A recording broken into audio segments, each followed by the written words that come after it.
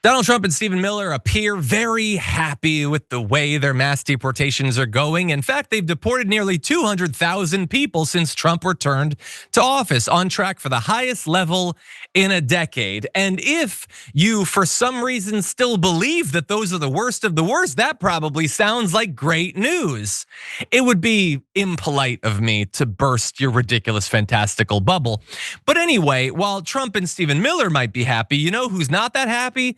The actual agents doing the mass deportations, because Reuters apparently says they've talked to these agents and they are feeling incredibly burnt out. They talked to 2 current, 9 former ICE officials that say that the agency is grappling with burnout and frustration. They have such, aggressive daily arrest quotas.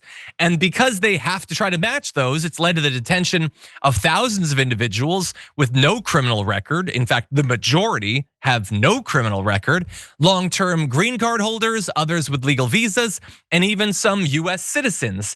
And look, I am sure that there are some ICE and Border Patrol officials that don't give a damn about any of that stuff. They don't see what they're participating in as, mass scale industrial injustice or whatever. But there's gotta be some that are like, this is my career. I'm taking people who've done everything right, have all their documents in order, and I'm trying to find some pretext to send them to South Sudan or El Salvador. That's what I've become. Insert the "are we the baddies" thing, but some of these officers must realize that yes, in fact, you're being made into the baddies. Particularly when you're deporting US citizens, as they have done dozens and dozens and dozens of times.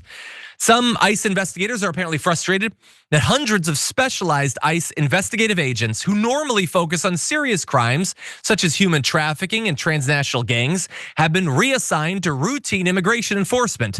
Because again, those investigations, while objectively more important, don't deliver like constant daily deportations. And so forget about that. Let the crime go on. We got to get that number up, because that's the only thing that matters, is having that chart at the end of the year.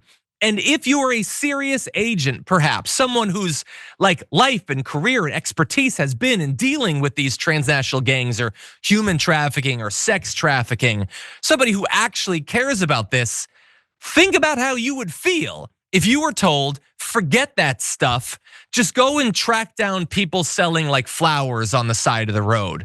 Forget the kids being trafficked or whatever. Go to Home Depot, get the electricians and deport their asses. Some people might be traumatized by that stuff, and that is apparently what we're seeing. Now, admittedly, this is only a short-term problem for ICE because they are pouring money into getting all of the most anti-immigrant, xenophobic MAGA people possible to go through a week or 2 of training and then be ICE agents or whatever. And I'm sure they'll have none of these ethical qualms or whatever. But for now, it is actually causing a morale problem. We'll see in the end, how that ends up affecting the mission.